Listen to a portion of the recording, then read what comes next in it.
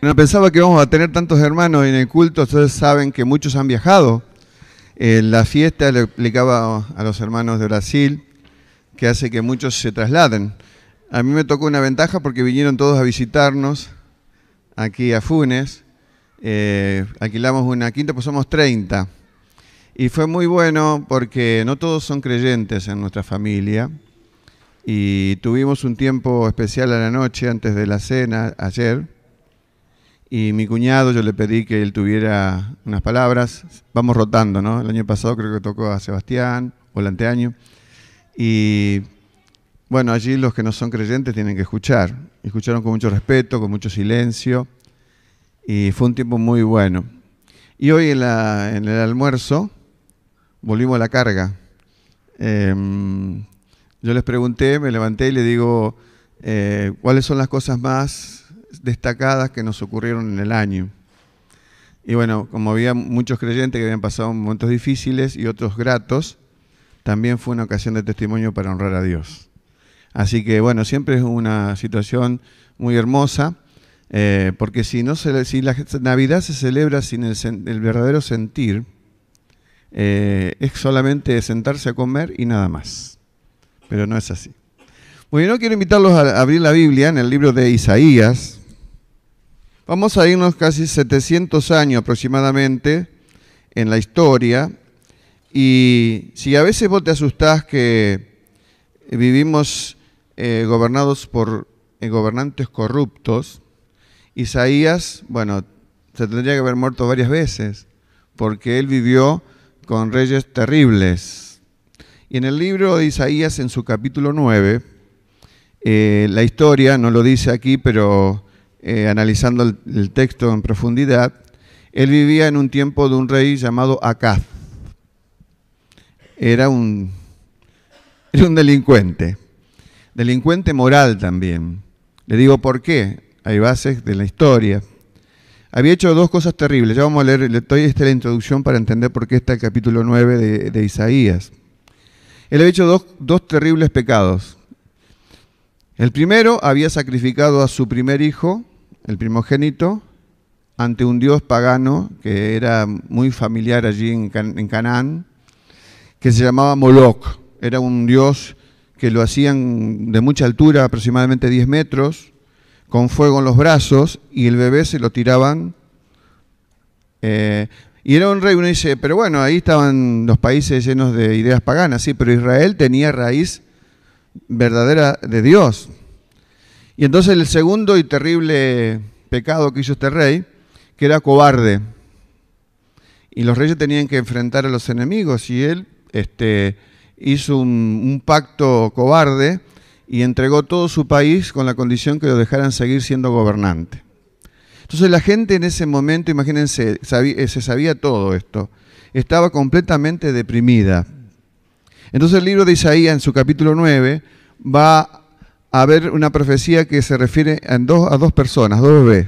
Uno, un hijo que iba a nacer, que iba a ser el hijo de Acaz, que fue el rey Ezequías, y que dio un vuelco completo a la nación.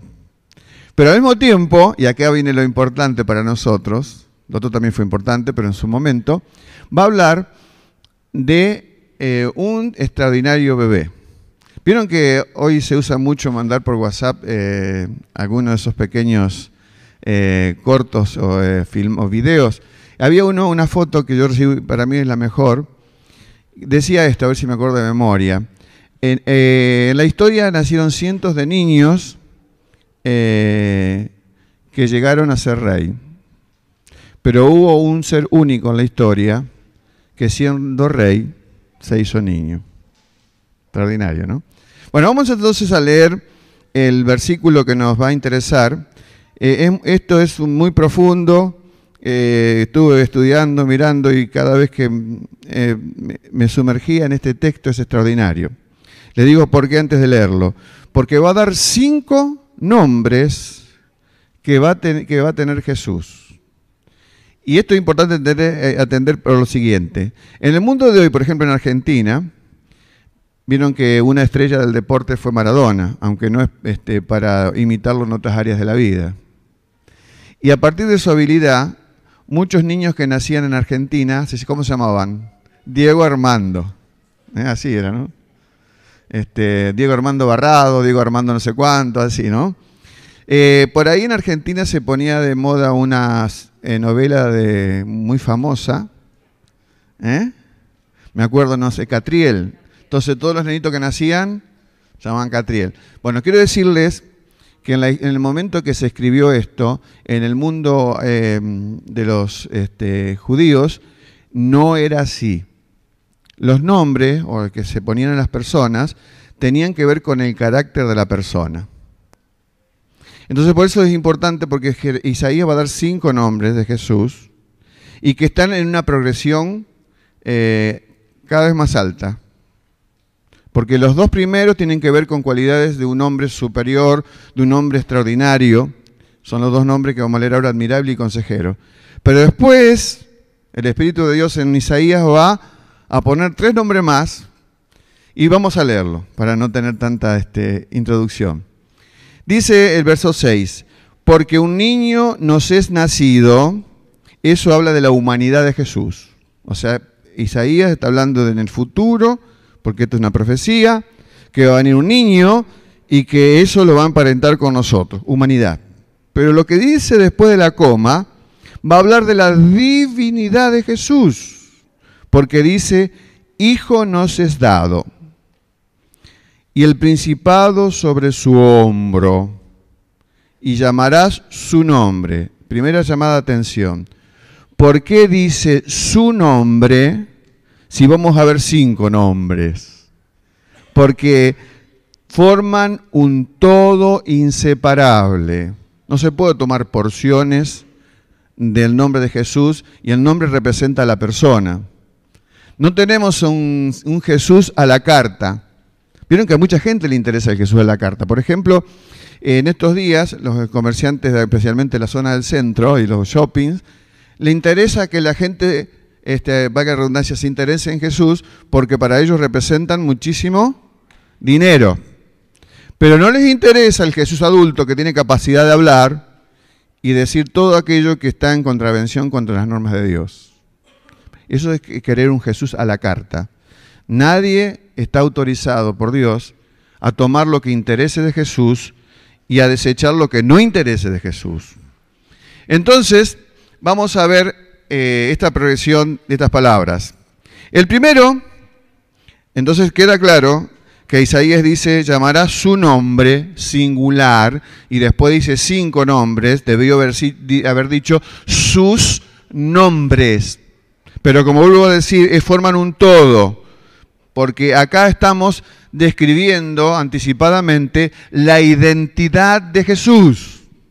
El nombre, los 5 nombres que forman un todo en conjunto, nos van a describir la identidad de Jesús. Va a empezar por el primero, que es admirable, y va a terminar con el último, que es príncipe de paz. O sea, va increscendum, como si fuera una escalera en 5 escalones. El primer nombre que da Isaías es admirable. Y yo voy a usar, traje la foto de un amanecer, a ver si se puede ver primero, para que vieron que las imágenes visuales nos hacen recordar mejor ciertas cosas. Y yo, como hay 5 nombres, que en realidad es un nombre, que forma un todo único, es como si estuviéramos mirando un día desde antes del amanecer. Después vamos a pasar al amanecer, después vamos a pasar a la media mañana, después vamos a pasar casi al mediodía, y luego la plenitud de esta identidad revelada por Isaías en forma progresiva, que forman un todo completo, vamos a terminar con el sol en su clímax. Hoy me tocó levantarme al amanecer porque se había olvidado de poner el cloro en la pileta. Y me levanté y todavía había bocinas, ¿no? Bueno, vamos a iniciar entonces el día con el amanecer para que nos recuerde con toda claridad de quién hablamos. El primer nombre que dice Isaías de esta imagen completa es admirable. ¿Qué es admirable? Maravilloso, excepcional, sublime, sin par. Hay un compositor de música que se hizo muy famoso, que era alemán, no sé si lo pronuncio bien, hoy faltó la profesora alemán, Handel, que tiene aquel oratorio que se llama el Mesías. Nosotros sabemos solamente la parte que habla de aleluya en forma tan armónica. Él fue un creyente y compuso esa pieza que es una obra maestra y está toda conformada por textos de la Biblia. Y precisamente en el Aleluya de Händel está este texto que estamos viendo de Isaías 9:6. Y cuando llega el momento de llamar al Señor Jesús admirable, Él pone maravilloso, maravilloso. Y muchas de las personas que se dirigieron a Jesús en la historia, que fueron personas destacadas, lo pusieron a Jesús a un nivel súper alto. Una de las personas más célebres del siglo XX se llamó Alberto Einstein. Él hizo descubrimientos que todavía se está investigando, ¿no? La famosa teoría de la relatividad. Él era judío, pero tiene una expresión, ahí tenemos la foto en la que sigue. Él no iba a la peluquería, ¿eh? Miren lo que dice, yo saqué un pedacito de todo lo que dijo Einstein. Él era judío y no, hasta donde se sabe, no era creyente en Cristo. Pero él dijo de Jesús, solo hay un lugar en el mundo sin oscuridad. ¿Saben cuál es ese lugar? La persona de Cristo. Y que es precisamente lo que Jesús dijo en el Evangelio de Juan. Yo soy la luz del mundo, el que me sigue no andará en tinieblas. El famoso Napoleón, que tuvo en vilo a toda Europa durante los años primeros del siglo XIX, llamó a Jesús, dice, Él ciertamente es un ser único, sus ideas y sentimientos, la verdad que anuncia, su manera de convencer, no pueden ser explicadas por alguna organización humana ni por la naturaleza de las cosas. Su mensaje es la revelación de una inteligencia que ciertamente no es la de un hombre mortal. En ninguna otra parte puede uno hallar, excepto en él, tal ejemplo de vida. Pero acá es una manifestación afirmativa de Jesús, tanto el de Einstein como el de este Napoleón, solamente en la parte como hombre brillante. Pero Jesús fue más que un hombre brillante. Jesús fue admirable. Uno de los más famosos historiadores de la historia de la iglesia se llamó Kenneth Latourette. Y él dijo, jamás Jesús ha tenido más efecto en la historia de la humanidad que ningún otro de su raza. Nadie ha tenido influencia que ha tenido Jesús de Nazaret, tuvo y tiene. Tratar de explicarlo es imposible. Ignorarlo es desastroso. Rechazarlo es fatal. Mi hablar es muy limitado, decía Kenneth Latourette, como para describirlo. Mi mente es muy pequeña como para comprenderlo. Mi corazón es inadecuado como para contener a este hombre cuyo nombre es Jesús. Al leer la Biblia uno sabe que la vida de Jesús fue admirable. Admirable. Se dedicó a hacer el bien, ayudó a los afligidos, a los desorientados, a los marginados, a los desesperanzados. Su compasión y empatía no conocieron límite. Por eso Jesús es maravilloso, es admirable, sin par, es un ser excepcional. Gloria al Señor, ¿verdad? Gloria al Señor.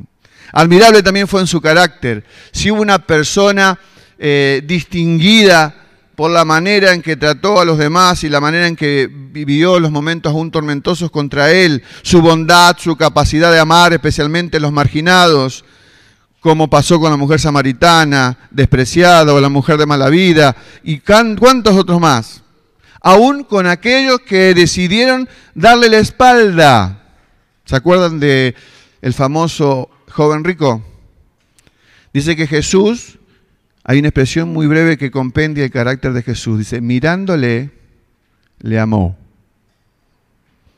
Y no era un amor que solamente se brindaba a alguien que estaba diciendo sí a sus demandas. Ese precisamente dijo, no. Y dice que otra muestra del carácter de Jesús, estaría llena la Biblia, pero solamente voy a enseñar dos.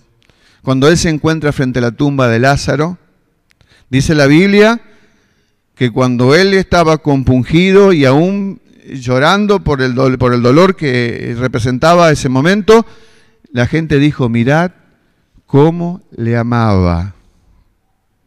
Y cuando se acercó unos minutos antes de levantarlo de la tumba a Lázaro, menos mal que dijo Lázaro, sal fuera, porque se hubieran levantado todos los muertos, dice la Biblia que se estremeció en espíritu y se conmovió. Así que estamos en el amanecer en este texto de la Biblia que nos revela la trama compleja de la identidad de Jesús. Estamos buceando en el primer escalón, viendo que Jesús es nombrado como admirable. Pero Isaías dijo algo más. Dijo consejero. Entonces estamos un poquito más, estamos ya amaneciendo. Y la palabra consejero también es interconectada con la palabra maestro. Porque si alguien quiere aconsejarte debe conocer, y un maestro es el único que te puede enseñar. Este atributo de ser consejero es consecuencia de lo anterior. Anterior que era admirable, el Señor admirable. Ahora, si vos te llegás a preguntar, bueno, ahora mismo podés hacerlo, ¿cuáles son las características que vos esperás de un buen consejero? Alguien que quisiera que te dé un consejo para tu vida. Y ustedes saben que es tremenda la necesidad hoy. Personas consultan por todos lados. Por eso está tan en boga el horóscopo. Hoy salté, o ayer, no me acuerdo qué día, estaban ofreciendo, hay un famoso horoscopista, no sé cómo se dice, Orangel. Ha vendido libros por todos lados, porque la gente está desesperada porque quiere conocer qué va a pasar mañana. Y el horóscopo se basa en una verdad antibíblica, pensar que los astros pueden determinar tu vida. El único que puede determinar tu vida y mi vida solamente es Dios. Y entonces la gente va por a todos los manos santas, especuladores, y hace un tiempo cuando estaba en una ciudad en el norte de Italia, muy famosa por su renacimiento, por su capacidad, pasamos por un lugar y había infinidad de mesas con todos brujos aconsejando gente. Y no estábamos hablando de gente con crasa ignorancia. Muchas veces la gente del mundo, del primer mundo, son gente muy sofisticada y educada. Sin embargo, tienen una grave debilidad en cuanto a una falencia del espíritu. ¿Y cuáles son las características entonces? No, por supuesto, esto que estoy mencionando. Tiene que tener un consejero carácter sensible, ser sensible. Debe tener o poseer empatía por la gente. Nunca puede existir un consejero que tenga antipatía por la gente. Capacidad para escuchar. Esto es una de las virtudes humanas que se está perdiendo. Si estamos dialogando, yo estoy esperando el momento a lo mejor para incluir mi idea, pero no estoy escuchando con verdadera profundidad a alguien que me expone una necesidad. Y esto es terrible que nos puede pasar. Capacidad de escuchar. Un amor profundo por las personas. Yo no voy a estar interesado en dar, si yo fuera tal consejero, un consejo profundo, si no tengo un amor desinteresado por la persona que está consultándome para una determinada decisión. Y un consejero necesita sabiduría fuera de lo común, fuera de lo común. Y si ustedes recuerdan, hay muchísimas conversaciones en la Biblia donde Jesús fue consultado, o aún él también se ofreció, porque con la mujer samaritana no es que la mujer fue a buscarlo, sino que Jesús adrede se puso allí al lado del pozo, esperando en un momento inadecuado, porque era el mediodía, que viniera alguien, esa mujer, que estaba en necesidad de consejo. Y está tan ampliado su consejo y su conversación, que ocupa casi un capítulo en el Evangelio de Juan, ¿verdad? También Nicodemo, en el capítulo 3 también de Juan, la mujer está en el 4 y Nicodemo en el 3, un hombre lleno de sabiduría humana. Sin embargo, su ser interior estaba sediento de Dios y tuvo que acudir a aquel gran maestro que era Jesús. El maestro con minúsculas frente al maestro con mayúsculas. El que seguramente aconsejaba a gente con minúsculas frente al gran consejero con mayúsculas. ¿Y por qué a veces necesitamos consejo? Uno de los grandes peligros que tenemos los seres humanos hoy, como vivimos, es llenarnos de ansiedad y otros llenarse de depresión. Ansiedad es exceso de futuro traído a mi presente. Ansiedad es exceso de futuro traído a mi presente. Y a veces depresión es exceso de pasado traído a mi presente. Ambos son excesos de equipaje. Por eso el Señor, si uno lee la Biblia y buscando los consejos más prudentes y sabios, los vamos a encontrar en cantidad. Con respecto a esto, Jesús dijo un día en el Sermón del Monte, basta a cada día su propio mal. O sea que a veces la preocupación humana es un interés excesivo que pagamos por traer problemas del futuro e incorporarlos a mi presente, o traerlos del pasado para incorporarlos a mi presente. Qué buen consejo para que conversemos cuando dice el Señor en los Proverbios: la blanda respuesta quita la ira. El consejo y prudente de la eternidad. Dice el Señor también algo que llegó a llamarse y con toda razón la regla de oro en la conducta humana. Así que, Mateo 7:12, todas las cosas que queráis que los hombres hagan con vosotros, así también haced vosotros con ellos. Isaías está deletreando en una forma muy pausada algo que es completo, la identidad de Jesús, que debe ser considerada en una forma como un todo. Admirable, consejero. Pero ahora atención, Isaías va a sumergir con su pluma dorada, por supuesto inspirada por Dios, en algo muy importante, y va a definir que ese niño que es nacido, ese hijo que nos es dado, tendrá dentro de su identidad el ser llamado Dios fuerte. Dios fuerte. ¿Cuál es el sinónimo de fuerte o de fuerte Dios? Poderoso Dios. ¿Cuántas veces cantamos? Y bueno, ya fíjense que estamos a mitad de mañana. Con admirable empezamos casi al amanecer. Con consejero estamos amaneciendo. Y con Dios fuerte estamos a mitad de la mañana. Por supuesto vamos a buscar, inspirados por el Señor aquí en este versículo, el día de mayor luz, el momento del mediodía. Así que Dios es fuerte, Dios es poderoso, mi Dios es fuerte, como cantamos. Estamos en las aguas profundas. Isaías entra en una dimensión superior, está describiendo en forma pormenorizada la identidad de Jesús. Admirable, consejero, pero ahora lo está mostrando que es poderoso, que es fuerte. Y él dio testimonio a través de toda su vida, o sea, ya cuando la historia se cristalizó, cuando este bebé vino, cuando este bebé ya fue adulto, cuando tuvo la oportunidad de manifestar su palabra, donde todos se admiraban, donde se veía en él hablar a alguien con profunda sabiduría, se lo veía como presentándose en sociedad como el Dios fuerte y poderoso. Poderoso para curar enfermos, infinidad de enfermos sanó el Señor, aunque sabemos que ese no fue el ministerio definido del Señor. Eso fue muestra de su misericordia. Eran las credenciales que él quería presentar a una sociedad para decir: hay alguien más que un ser humano aquí. El Dios de los cielos, que comenzó o estuvo su portal en Belén. Sanó a cientos de ciegos, cojos, paralíticos, hasta la suegra de Pedro. Acalló tempestades. Y la gente dice que se asombraban que aún los fenómenos climáticos caían rendidos ante la orden del Señor, cuando dijo simplemente a la tempestad que callara y que aquellas tremendas olas que querían hacer sucumbir aquella pequeña embarcación donde él iba, quedó allí en tremenda paz. Acabó venciendo nuestro Señor las fuerzas más poderosas del mundo. 3 fuerzas poderosas del Señor como Dios poderoso conquistó: la muerte, el pecado y el diablo, su gran enemigo. Y por supuesto que son nuestros enemigos. La muerte, este terrible enemigo que ha venido para cegar la vida de los hombres, pero el Señor la ha vencido.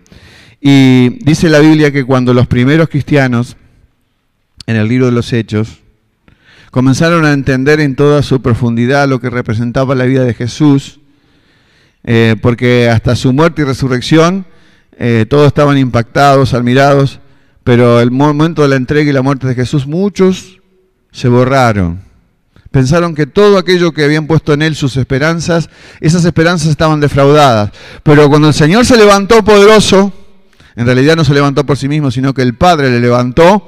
La gente que había creído en él y que se había deprimido por los hechos vergonzosos de la traición y tantas otras cosas, dice que la Biblia que se levantaron, y hay una palabra que indica con claridad qué hicieron. Dice la Biblia que usa la palabra denuedo. Aquellas personas, dice que con denuedo, dice el libro de los Hechos capítulo 4, en 3 oportunidades, predicaron el Evangelio de Jesucristo. ¿Qué es esa palabra denuedo?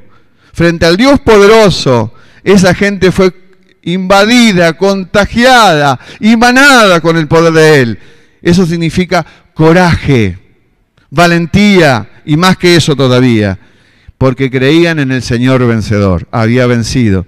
Por eso el apóstol Pablo, muchos años después, iba a decir aquella famosa frase que ante este Dios poderoso, a este Dios fuerte, toda rodilla se doblará y toda lengua confesará que Jesucristo es el Señor.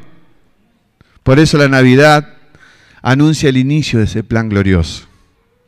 Sin la encarnación de Jesús, que tenía eternidad antes de estar en María, porque lo que tuvo inicio fue su cuerpo mortal, aunque Él no iba a morir porque no tenía pecado, pero iba a tener muerte por causa de la maldad de los hombres. Anuncia este hermoso tiempo, el inicio del Señor de la historia. Tomó piel, tomó carne humana para poder saber los demás que estaban frente a Él cómo era el verdadero Dios. Pero Isaías dice más todavía. Dice nuevo el versículo 6, y se llamará su nombre, hecho completo, un todo, admirable, consejero, Dios fuerte. Y ahora voy a introducir una palabra que esta sí que nos cae muy bien, todo lo demás también. Pero acá vamos a encontrar la palabra Padre eterno, ¿no? Y, o sea, Padre sin límite del tiempo. Uno dice, pero ya estamos ahora cerca del mediodía. Estamos a un paso del mediodía. En este aspecto, uno dice, pero si nosotros creemos en la evidencia del Dios el Padre, Dios el Hijo y Dios el Espíritu Santo, pero si estamos mencionando en primer lugar a Dios el Padre, ¿por qué se menciona aquí Jesús como Padre eterno? Porque Jesús es la imagen del Dios invisible. Así, igual que cuando dice el libro de Zacarías, hablando del momento en que Jesús, allí en el momento que está en la cruz, fue traspasado con una lanza.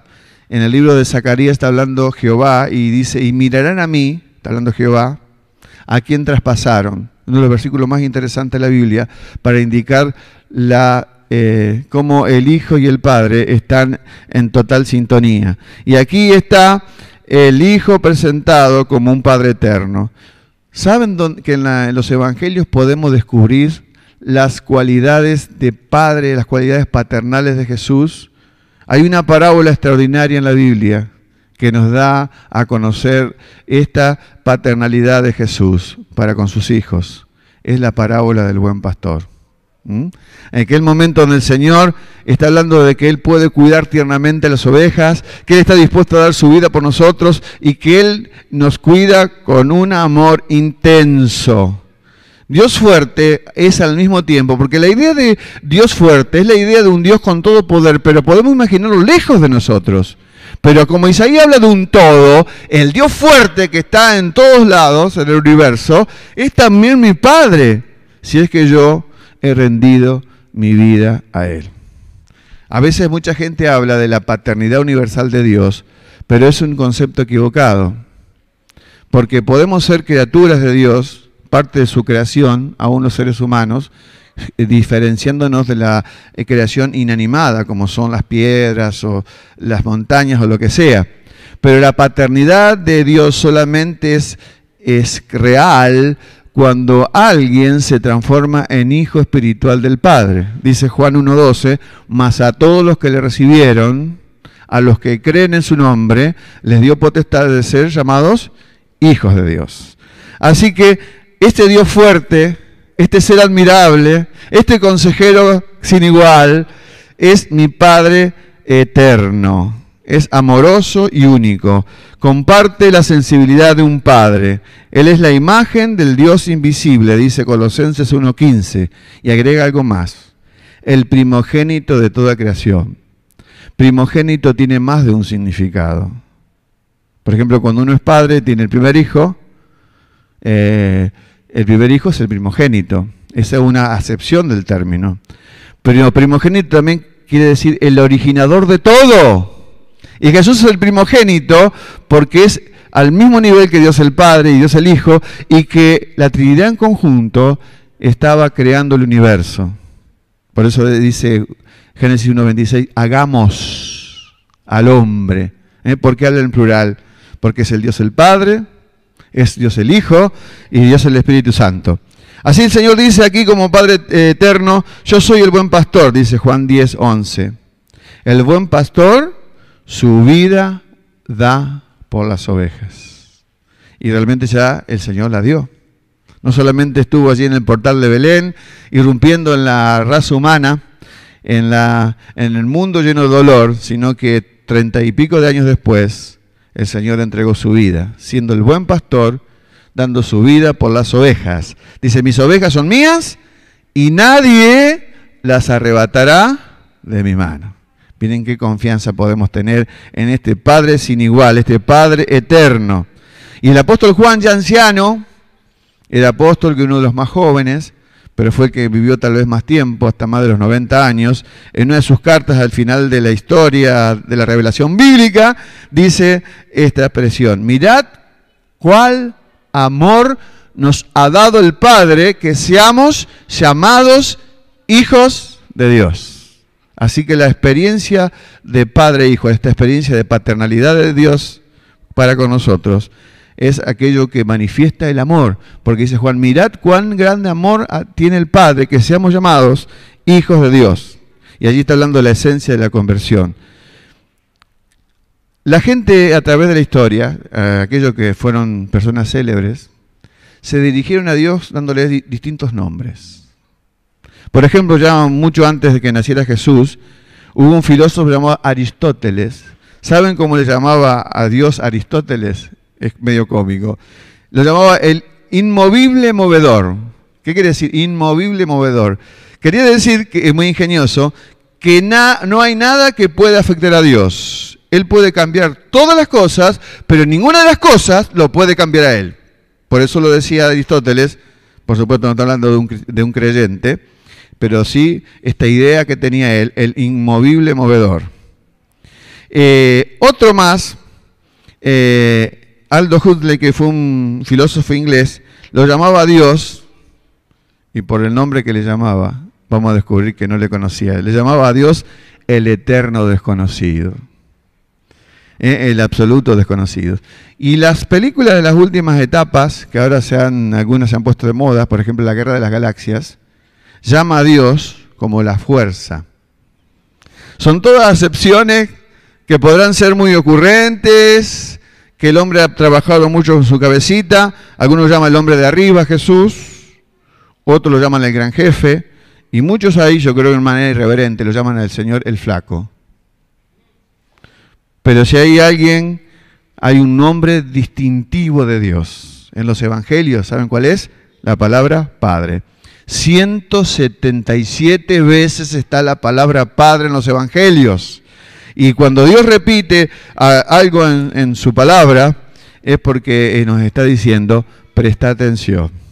Así que no solamente el ser admirable, donde todos están allí rindiendo su admiración a Él, pero mucha esa gente aún puede no ser creyente. Otros están asombrados por su sabiduría, por su cualidad de maestro, su magisterio, le llaman consejero. Pero puede ser admirable un ser humano solamente, y ahí no más. Puede ser consejero un hombre brillante. Pero ya Isaías comienza con Dios fuerte y con Padre eterno. Uno nos da la idea del Dios todopoderoso, pero si no nos completamos con la otra parte, nos da la idea que es un Dios que está muy lejos de nosotros. Pero no está lejos de nosotros, es el Dios que es el Padre. Y Dios no puede, nadie puede a Dios acusarlo de ser negligente con sus hijos, porque un padre sabe cuidar bien de los suyos. Muchas veces hay personas que tienen un Dios creado solamente por la mente, ¿no? Y cuando lo analizan dicen que la idea de padre en Dios surge de la paternidad humana, pero es totalmente al revés. La imagen que nosotros tenemos de ser padres es que la copiamos de Dios, no al revés. Así que es muy importante que el Señor es el que provee. Dice en el Sermón del Monte, Cuando Jesús estaba dándoles lecciones objetivas a sus seguidores, le dice, miren las aves.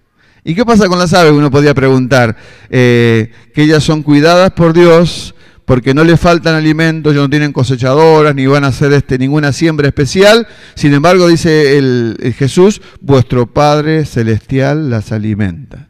Y la última pregunta es, ¿no valen ustedes más que aquellas aves? Por supuesto, es el Dios que cuida de nosotros, pero es un Dios que también tiene dolor.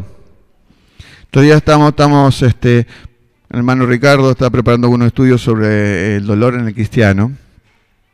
Y generalmente, bueno, somos seres que padecemos dolor. Por eso hay hay grupos que ofrecen no tener que pare de sufrir, están dando la hipotética idea que en la vida no vamos a sufrir. Yo desearía no sufrir nunca, pero sabemos que estamos en un mundo lleno de pecado y el dolor un día o más de un día, va a tocar a nuestra puerta. Pero ustedes saben que Dios también se duele, Dios tiene dolor. Jesús tuvo dolor cuando su cuerpo fue atravesado con la lanza y también su costado, y también cuando los clavos horadaron sus brazos y sus pies, pero uno dice, eso ya pasó. Hoy mismo Dios tiene dolor. ¿Qué dice el libro de Efesios capítulo 4 cuando habla de la conducta de los cristianos? Dice así, no pongan tristes al Espíritu Santo. Dice, no contristéis al Espíritu Santo, con el cual fuiste sellados para el día de la redención. ¿Saben qué quiere decir entristecer? Es una palabra que habla del dolor emocional. Y el Espíritu Santo se duele cuando nosotros no estamos haciendo el plan que Dios ha previsto para nosotros.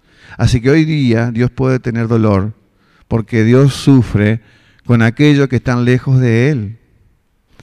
Y esa es la cualidad de este Padre que ya Isaías 700 años antes está revelando en la persona de Jesús. Ahora, ¿cuál es la diferencia en este mundo en cómo Dios maneja la situación cuando tiene que tratar con sus hijos y cuando tiene que tratar con los que no son sus hijos? La Biblia nos enseña que los que somos hijos de Él, algún momento debe disciplinarnos. Y es como si Dios tratara nuestras deudas al contado. Y a veces pensamos en aquellos que son ateos o que viven en contra de Dios y haciendo sus vidas como se les antoja. ¿Por qué no les pasa nada en este momento?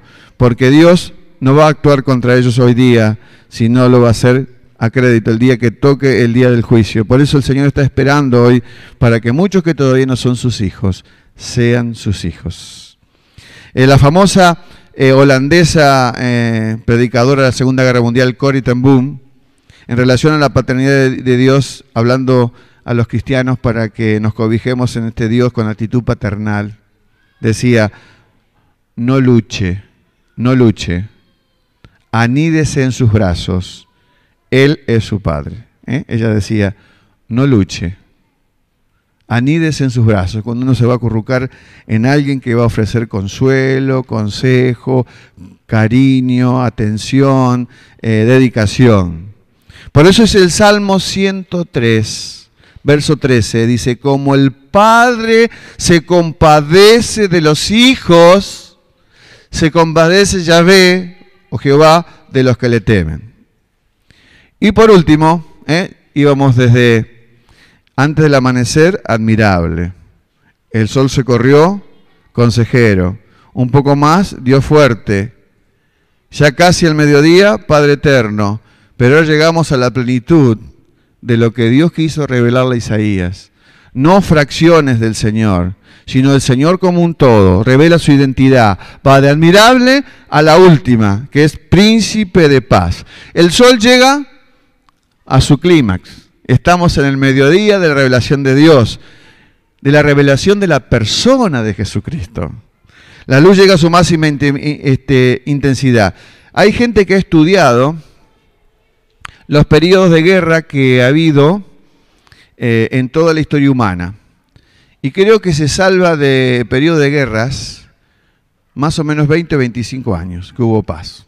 Uno de esos momentos de paz fue el momento donde nació Jesús. Había un Dios que se le adoraba porque era el Dios de la guerra, Tenía distintos nombres por si era en el mundo romano o en el mundo griego. Es el dios a que se le dedicó, era el dios de los comienzos, es el mes de enero, January, ¿no? Era el dios Juno. Y este templo del dios de la guerra, Marte creo que el dios de la guerra, se adoraba a esos dos dioses, Juno y Marte, estaba cerrado porque venía a la tierra el príncipe de paz. Si hay algo maravilloso en Jesús, es que vino a sellar una paz entre dos posiciones contrapuestas, el hombre en su pecado y Dios en su gracia. Así que Dios necesitaba, para poder establecer el acuerdo de paz, es que alguien tomara la mano, estoy hablando en forma simbólica, la mano del Dios del universo, el Padre eterno, hablando de Dios el Padre, y el hombre de este lado, el hombre genéricamente toda la raza. Y tenía que ser alguien que tuviera cualidades de los dos, que tuviera identidad con Dios, que es espíritu, y que tuviera identidad con el hombre, que somos carne. Y esa es la razón por la cual tenemos un Salvador que tiene las dos cualidades. Es 100% hombre y 100% Dios. Con respecto a sus virtudes y cualidades divinas, Él renunció a ejercerlas mientras estuvo en este periodo tan corto de vida. Pero no renunció a hacerlo, porque Él dice, este libro de Filipenses, que decidió ese periodo breve para que la paz entre Dios y el hombre fuera sellada. Y se selló. Por eso el Señor, cuando termina su trabajo y está ya muriendo, dice aquella famosa frase, consumado es. ¿Qué fue consumado? El plan donde dos actitudes, en realidad nosotros estábamos en guerra con Dios. Dios estaba deseando lo mejor para nosotros. Así que el Señor se transformó en príncipe de paz. Y aquella canción que siempre repetimos del libro de Lucas en la noche de Navidad, cuando habla gloria a Dios en las alturas y en la tierra, paz.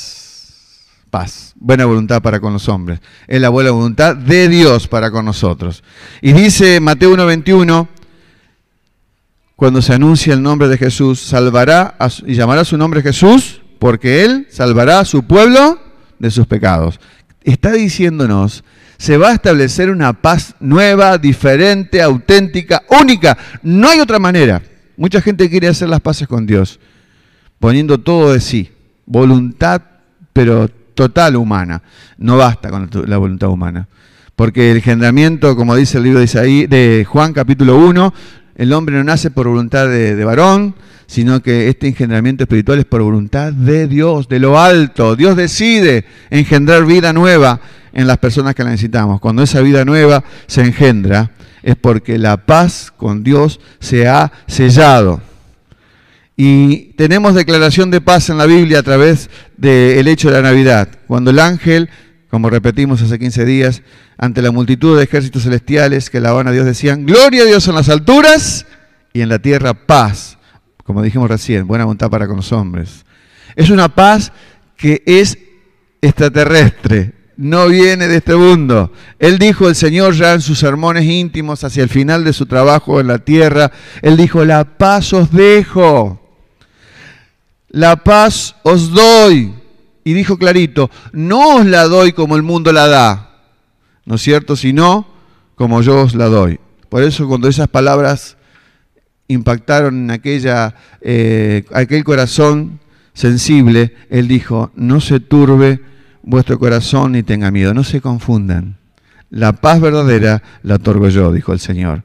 Es una paz que vence todo desorden. Dice que cuando los discípulos estaban atemorizados porque los hechos todavía de la resurrección de Cristo no estaban claros, en Lucas 24:36 estaban ellos hablando de estas cosas, Jesús apareció y el primer saludo que Jesús hizo, ¿cuál fue? Paz a vosotros. Por eso cuando estamos con el corazón turbado, cuando estamos con las ideas medias mezcladas, necesitamos que aparezca el Señor en una revelación interior. No necesitamos que aparezca como apareció en la velada de la Navidad, la primera velada. Y el Señor, cuando viene a nuestras vidas, viene a traer paz. Aunque estemos frente a conflictos difíciles de superar, Él viene a traer paz. y tiene palabras de confianza. Dijo él también en los sermones, eso de Juan, llamados de sobremesa, sermones íntimos, dijo estas cosas, Juan 16:33, os he hablado para que en mí tengáis paz. Pero dijo algo también después, dijo, en el mundo no hay paz, tendréis aflicción. Pero él dijo, confiad, yo he vencido al mundo. Así que dice el Señor también cuando apareció en el Evangelio de Juan capítulo 20, luego de resucitar, el mismo saludo que está en Lucas, le dijo, paz a vosotros, y agregó, como el Padre me envió, así también yo os envío. Así que mis amigos, llegamos al clímax. Y yo nunca había estudiado este versículo, le confieso más que leerlo, pero creo que es uno de los versículos más extraordinarios del Antiguo Testamento.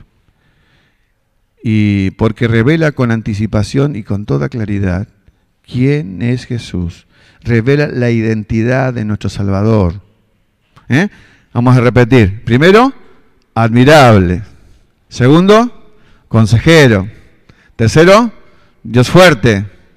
Cuarto, Padre eterno. Y quinto, príncipe de paz. No es uno solamente de todas las 5 cosas. Jesús es todo. Gloria sea al Señor. Gloria sea al Señor. Vamos a ponernos de pie y agradecerle al Señor porque la plenitud del día llegó a nuestros corazones. Y si alguien no tiene la plenitud de esta revelación en el Señor, hoy puede buscarle a Él, porque Él es un Padre amoroso, es el Dios creador que busca que la criatura se transforme en un hijo espiritual, con un vínculo afectivo. Qué hermoso tener un vínculo afectivo con este Dios tan hermoso. Oramos.